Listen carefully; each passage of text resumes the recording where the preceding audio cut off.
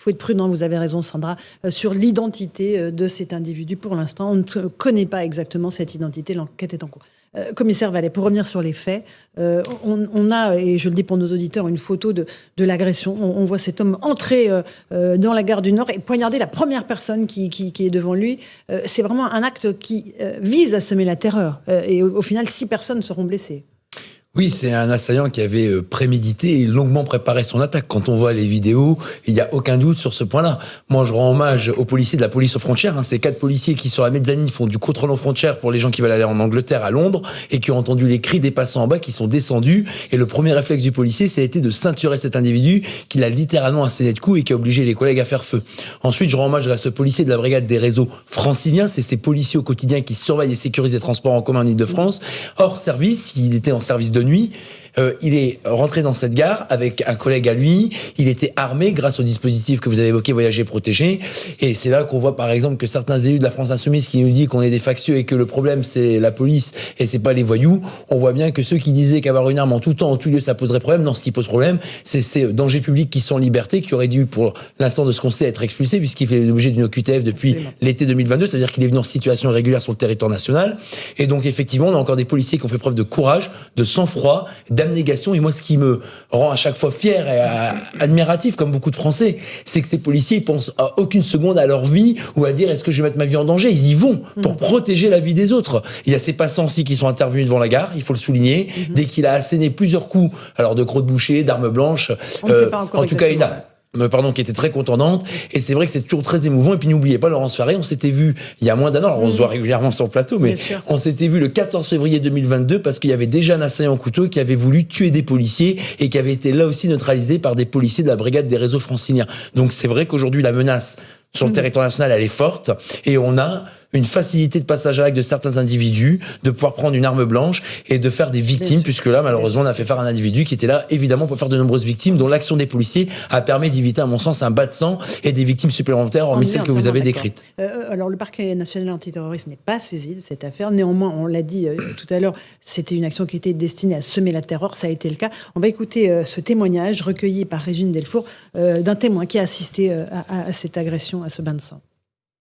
On a vu des gens courir de tous les côtés et directement j'ai entendu un coup de feu de la police. Un monsieur qui poignardait des gens comme ça, qui est rentré par l'autre porte là, la porte du fond, là on prend des taxis, qui est rentré, il poignardait des gens. J'ai vu un des messieurs qui l'a poignardé, qu'on a couché tout à côté, et la police a dû intervenir pour pouvoir le neutraliser avec un coup de feu que j'ai entendu personnellement. On était tout en panique là, parce qu'on n'a rien compris. À la gare Nord, très souvent, je prends mon train pour aller au boulot, il n'y a pas ce genre de situation. Donc en panique, on se posait la question, qu'est-ce qui se passe, terroriste ou je sais pas. Donc on avait pas mal de questions. C'est après que nous sommes allés vers un policier qui nous a dit non, c'est un monsieur qui a poignardé et tout. Donc c'est là on a compris. Voilà pour ce témoignage recueilli par nos équipes. Prudence sur les motivations terroristes ou pas encore de cet individu, Karim Zeribi. Non, mais prudence sur les motivations terroristes, vous avez raison, et je crois que nous le sommes. En revanche, est-ce qu'on doit être prudent sur le fait que nous avons des éléments qui doivent nous pousser à nous interroger sur notre impuissance face à des situations qui sont inacceptables. Quelqu'un qui est connu défavorablement des services de police pour des actes de violence. Quelqu'un qui est en situation irrégulière. Quelqu'un qui en a délivré un OQTF alors qu'il faisait une demande de droit d'asile en provenance de la Libye. Si on considère que la Libye est un pays dangereux, instable, et qu'on ne vous délivre pas un droit d'asile, ça veut dire que vous n'êtes pas le bienvenu sur notre sol et qu'on considère que vous n'avez pas à y rester. Donc pourquoi, il n'est pas expulsé alors qu'un QTF est délivré? Pourquoi, alors qu'il est connu défavorablement des services de police pour violence, il est dans la nature avec une double illégalité? 1, pas de papier, 2, auteur de violence. Soit on l'enferme jusqu'au laissez-passer consulaire obtenu par la Libye, parce que si on ne délivre pas des droits d'asile à 100% pour les Libyens, ça veut dire qu'à ceux auxquels on ne délivre pas, ils ne doivent pas rester sur notre sol. Sinon, ça veut dire qu'on a des gens qui sont dans une situation de total invisible et qui peuvent commettre l'irréparable à tout moment et frapper n'importe quand. Je veux dire, c'est pas possible, quoi, je veux dire. Il faut apporter des réponses à ce genre de situation qui, à mon avis, ne sont pas peut-être peut-être aussi atypique que ça. Peut-être qu'on en a plusieurs de situations de ce type. Il faut apporter une réponse. Et j'en termine sur la gare du Nord. Encore une fois, moi j'ai des témoignages d'agents qui délivrent des billets pour la SNCF au service commercial. Ils sont dans un recoin de la gare du Nord, mal éclairé, avec des risques de violence, des drogués qui sont aux alentours. Donc une gare qui laisse à désirer complètement, malgré la présence des forces de l'ordre. Donc on le voit, qui font tout ce qu'elles peuvent, mais qui sont peut-être pas suffisamment étoffées en effectif. Donc il faut que cette gare du Nord, je vous rappelle qu'on a les JO en 2024, et par là il va y avoir des millions de personnes qui vont passer. Qu'est-ce qu'on attend? Qu'il y ait plus de drames pour réagir? Je veux dire, c'est insupportable. Vous avez des agents de la SNCF qui vous disent « je me sens pas en sécurité ». Gare du Nord. Je veux dire, Gare du Nord. Je veux dire, on les a mis dans un coin de la Gare du Nord. C'est insupportable. Ça sent mauvais, les gens urinent, il y a des drogués. Il y a une salle de shoot juste à côté, effectivement. Il y a une grosse présence de consommateurs et forcément de dealers de drogue. On est d'accord, Mathieu Vallet, commissaire? Exactement. Ah oui, la Gare du Nord, elle a la jonction entre le problème des sans domicile fixe qu'il y a dans la gare et dont certains, faut le dire, sont agressifs, entre les toxicomanes, notamment avec le crack qui est à proximité de la gare. Et vous l'avez raison de le dire, Karine Zeribi, les policiers, tous les jours, font des opérations anti-délinquance, des opérations anti-drogue, des opérations d'interpellation et de sécurisation. La police régionale des transports, dont sont issus les 2 policiers, dont celui qui a tiré hors service. C'est 1200 policiers sur l'ensemble de la région Île-de-France. Quand vous voyez que vous avez la ligne 15, 16 du Grand Paris qui va ouvrir dans 5 ans, quand les JO vont arriver dans moins de 2 ans, quand vous avez la Coupe du Monde de rugby qui va arriver, effectivement, cette gare, elle est fréquentée par toutes les personnes errantes, tous les voyous, tous les toxicomanes. Et c'est vrai qu'elle a la jonction de beaucoup de difficultés sur lesquelles les policiers sont encore une fois seuls en première ligne. Après, vous savez bien que je suis votre client. Moi, vous me demandez ce que je pense des salles de consommation à droguer, ce qu'on appelle comme ça pudiquement, qui sont des salles de shoot. Ça ne sert à rien. Ça crée une entorse dans notre droit, puisqu'on dit aux gens, vous avez le droit de consommer des matières interdites dans une salle. En plus, ça réduit pas les nuisances et ça réduit pas le nombre de toxicomanes qui errent à proximité. Je sens que Philippe Guibert, à côté de vous, n'est pas d'accord. Moi, je serais pas étonné. Oui. Non, mais un tout petit mot quand même sur. Moi, ce qui me frappait, parce et après, Eric. Évidemment qu'il faut être prudent, mais enfin, entre ce que vous avez dit sur la préméditation, qui est assez visible sur la vidéo, le choix du lieu, puisque il y a beaucoup d'insécurité dans cette gare, mais c'est quand même la plus grosse gare de Paris, d'Europe. 700 000 personnes par jour, hein, c'est énorme. 700 000 par jour. Le choix de l'horaire, parce qu'à 7 heures du matin, c'est l'heure à laquelle arrivent les banlieusards et partent certains Parisiens. Donc c'est une heure de grand trafic. Ça ressemble quand même beaucoup à un acte avec une volonté forte de terroriser et de faire un carnage, parce qu'il y a beaucoup de monde et on croit comprendre sur la vidéo qu'il frappe la première personne qu'il croise. Donc je dirais pas que du point de vue juridique, je suis pas compétent pour dire si c'est du terrorisme ou pas, mais en plus on connaît pas les motivations, on n'a aucune information sur ce que pourraient être des motivations politiques, idéologiques, religieuses. On ne sait rien là-dessus. Mais en tout cas, l'intention de terroriser, elle est caractérisée plus que flagrante. Geoffroy Lejeune de Valeurs Actuelles.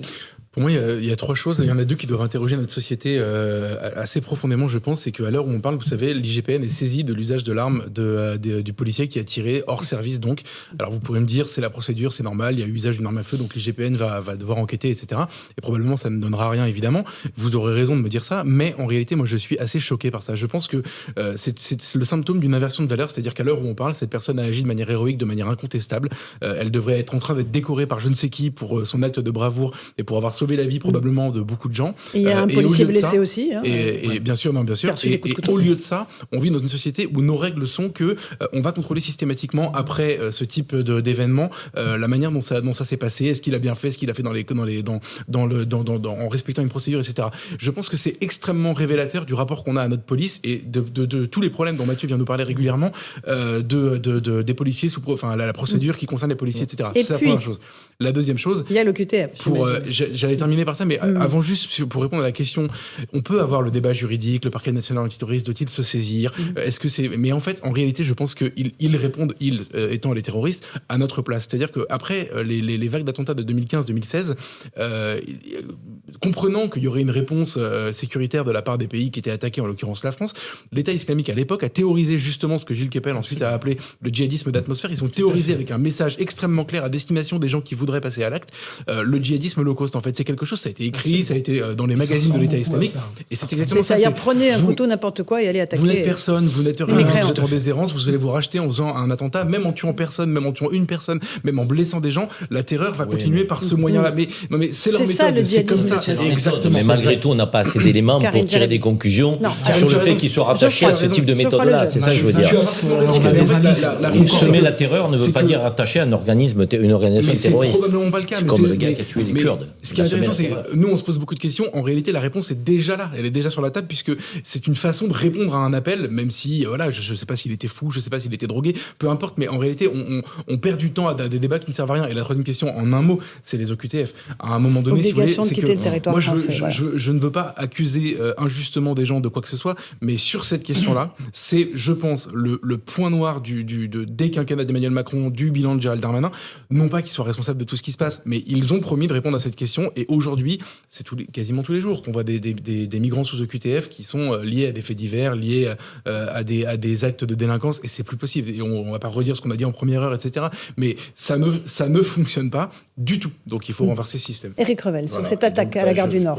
Et je conclus, et je dirais que moi, ce qui m'inquiète le plus, c'est que je pense que notre état de droit est en train de perdre la course-poursuite face à l'immigration illégale, face à l'immigration clandestine en réalité, et qu'il faudra bien un jour adapter notre état de droit, même si on est le pays des droits de l'homme, parce que sinon on ne s'en sortira pas. Et ça, c'est quand même quelque chose. Tout à l'heure, votre collègue disait dont les politiques doivent s'emparer, mais c'est évident. Le pays des droits de l'homme ne peut plus se comporter de cette manière. Oui. Sinon, les victimes, on sait de quel côté elles sont, et c'est ça qui m'inquiète. Commissaire C'est Vallée. l'évolution de l'état de droit. Commissaire Vallée. Je réjaune comme beaucoup de mes collègues. Vous savez, d'abord, la réponse pénale, on n'en peut plus. Vous savez que les multirécidivistes ou les multiréitérants, ils rentrent, ils ressortent. Alors, visiblement, les magistrats sont moins usés que les policiers de recroiser toujours les mêmes profils. Là, on voit bien, ça a été dit dans le profil, il n'est pas inconnu des services de police. On a rarement affaire à des primo-délinquants. Donc, quand on explique qu'il faut une sanction pénale dès la première infraction, quand on explique que dès qu'on touche à un uniforme, on va en prison, dès qu'on explique que quand on vole un téléphone portable à Saint-Ouen, il y a 3 jours, la personne, elle a été interpellée en moins de 5 mois pour la 5e fois d'un vol de téléphone portable. Mais est-ce que vous comprenez que pour les policiers, c'est un travail d'usure de tous les jours de voir leur travail bafoué et les victimes méprisées? Mais bien sûr. Mais maintenant, avec les monsieur, lois évoluent. non mais On le peut ministre de la plus se Justice a contenter de présenté ça. des mesurettes il y a quelques jours sur l'amélioration du système judiciaire. Ça fait plus de 40 ans qu'on nous promet 15 000 places de prison. On fait l'aumône pour avoir 15 000 places. Tant qu'on n'aura pas de place, on nous dit on peut pas mettre les gens en prison. Mais d'accord, bah mettons les plus dangereux. Que ceux qui fassent des escroqueries, des abus de confiance, des usages frauduleux de carte bleue, des usages frauduleux de vos comptes bancaires, ils le fassent à prison à la maison, puisqu'ils font pas de victimes physiques, puisqu'on n'a plus de place. Qu'on expulse aussi ceux qui respectent pas notre territoire national. J'ai des racines espagnoles, jamais me serais vu à l'idée, ni à celle de ma mère, de pas respecter le territoire qui a eu l'honneur et la chance de nous accueillir pour notre famille, avec tout ce que la République nous donne. C'est pour ça que les policiers s'engagent pour la République. Souvent, c'est des fils d'ouvriers, des fils de gens simples et du petit, voilà, des petites gens d'où je viens et qui protègent ces gens-là. Et je suis désolé aujourd'hui, mais le problème majoritaire des policiers, et c'est bien tant mieux si d'où les syndicats le disent, c'est qu'on a un laxisme judiciaire de certains magistrats. Et encore une fois, j'ai hâte de voir le suite du profil parce que malheureusement, évidemment que je m'en délecte Vous pas. pensez qu'il a pu faire Voilà. de la prison avant? Enfin, on verra les. Ah mais de toute façon, je serais pas étonné. On Enfin, verra quand le pédigré. on fait de la prison en France, Laurence Ferrari, c'est qu'on est vraiment un gros voyou. délinquant. Juste une Karim, question. Philippe Guibert et Karim Zerbi. La prison n'est pas un lieu de radicalisation. Mais Ah bon non mais d'accord, donc il vaut mieux faire des C'est- victimes de c'est- c'est violence. du- Quelle est la C'est du solution Eh ben, il y a second un degré, bureau- j'imagine, Philippe Guibert. l'humour. Oui, c'est de l'humour parce que là. Non mais Ouais. vous avez un bureau du renseignement pénitentiaire qui a été créé maintenant il y a presque 10 ans, qui font un travail formidable avec les services de renseignement, qui détectent les personnes qui se radicalisent, qui suivent les profils, qui travaillent en lien avec le Et c'est renseignement, la vraiment sécurité efficace intérieure. sur la- Mais bien sûr que c'est efficace. Mais le problème c'est qu'on peut Parce toujours que dire que question, on a être en... non mais Philippe, on peut toujours dire C'était une Philippe Guibert, affirmation interrogative. on peut toujours dire que la prison c'est mal, la prison Mais non, ça je fait dis pas pas du ça. bien. Bon enfin, Non, je dis pas ça. Ils je ont dis, non, est-ce que c'est pas un lieu où on constate, on a en tout constaté cas, c'est un mille fois. lieu. Déradicalisation. En 2 secondes, Ok, c'est un je lieu. comprends Philippe maintenant. Guibert, c'est un lieu. C'est ça. Alors, le attendez, sujet, tous en même temps, les garçons. La prison, je vais très Commissaire vite. Vallet et Karim. La prison, en tout cas, c'est un lieu qui permet de protéger la société de ces voyous, véritable machine à fabriquer des victimes, de devoir encore faire des tweets et des pleurs, parce que le premier rôle de la prison, c'est de protéger la société, la réinsertion réinsertion, elle vient en second rideau. Je sais que dans ce pays, on pense plus souvent aux voyous qu'aux victimes, et c'est bien d'ailleurs le drame et de notre code de procédure pénale, et de certains magistrats, et de certaines décisions qui malheureusement ne sont pas... Tout le système est fait plus pour les délinquants. Ah mais regardez les jurisprudences. Bien sûr. On compute toujours plus avec des policiers. Même les magistrats le disent. Karim Zeribi. Les magistrats qui ont des taux de je sais. peine trop importants. On parlait de Tony Curtis, qui est le président des comparutions immédiates. La question que Philippe Karim pose mérite effectivement un débat sérieux dans notre pays. C'est pas qu'est-ce que produit la prison. C'est qu'est-ce que produisent nos prisons. Absolument. Dans le contexte dans lequel nous sommes aujourd'hui. Surpopulation carcérale, donc pas de priorisation donc dans les effectifs de délinquants ici ou là, donc incapacité de pouvoir enfermer des délinquants mineurs qui sont toujours dans la rue, multi récidivistes, on pourrait dire donc beaucoup plus. Donc oui, aujourd'hui vous avez des gens qui rentrent pour des faits de délit de droit commun qui ressortent et qui ont été radicalisés, bien sûr, et c'est scandaleux, mais c'est parce qu'en prison on ne fait pas ce qu'on doit y faire. On doit nous protéger la société en les écartant, mais on doit aussi tout faire pour qu'ils ne sortent pas pire qu'avant qu'ils n'y soient rentrés. Donc, or, aujourd'hui, on n'a pas cette garantie dans nos prisons, pas dans la prison telle qu'elle doit être. Bien sûr qu'il nous faut des prisons, et il nous faut plus de places de prison, il nous faut plus de professionnels autour des délinquants en prison. De la psychiatrie, par exemple. 22% des détenus relèvent de la psychiatrie. S'ils ne sont pas soignés en prison, ils ressortent. Vous croyez qu'ils vont mieux? Vous croyez qu'ils sont guéris? Mais non, ils sont toujours aussi fous. Donc, ils sont potentiellement récidivistes. Non, moi je vais vous dire, on a un dispositif qui s'appelle Voyager et Protéger. Je veux juste terminer par ça, qui permet aux fonctionnaires de police de voyager gratuitement sur les lignes des réseaux de transport public, étant armés. C'est fondamental, parce que vous avez vu dans ce type de situation, c'est quelqu'un aussi qui n'était pas en service qui a pu intervenir. Donc, et ça peut se réitérer maintes et maintes fois, parce que c'est souvent dans les transports en commun ou les transports publics que ceux qui ont envie de frapper frappent, parce qu'il y a beaucoup de monde. Et là, on peut semer la terreur, comme on le disait tout à l'heure. Donc oui, c'est un bon dispositif Voyager et Protéger. Et encore une fois, un grand coup de chapeau d'un fonctionnaire de police. Commissaire Vallet, oui, on pense aux policiers blessés et aux victimes ce soir. Ouais, je pense à ces victimes qui malheureusement sont des victimes innocentes. Elles vont travailler, elles vont chez la famille, elles rentrent du travail et puis elles se font agresser et subissent une tentative d'assassinat telle que le parquet l'a retenu avec un individu tel qu'on voit sur la vidéo qui s'acharne avec cette arme blanche sur les victimes. Et je pense effectivement, pour terminer, à ce policier de la police aux frontières qui a tout de suite réagi avec ses 3 autres collègues pour pouvoir le ceinturer. Ils ne sont pas armés, ils sont armés, ils sont armés, mais vous savez qu'aujourd'hui, contrairement à ce que certains disent, c'est pas la police tue, c'est les voyous et les criminels qui tuent. Et donc le premier réflexe du policier, c'est de protéger les gens, c'est pas de les tuer. Donc là, on voit bien que le policier a failli y laisser de sa vie pour pouvoir sauver celle des autres. Et on a ce policier effectivement hors service qui ne déplaise à certains élus politiques qui nous traitent qui nous qualifient de factieux, qu'effectivement, quand on a des policiers armés en civil dans les rames, ça nous sécurise et ça lutte contre les voyous. Et je préfère des policiers armés plutôt que des voyous armés dans les transports en commun et dans notre société. Merci commissaire Vallet, Philippe Guibert, Karim Zeribi, Geoffroy Lejeune, Éric Revel.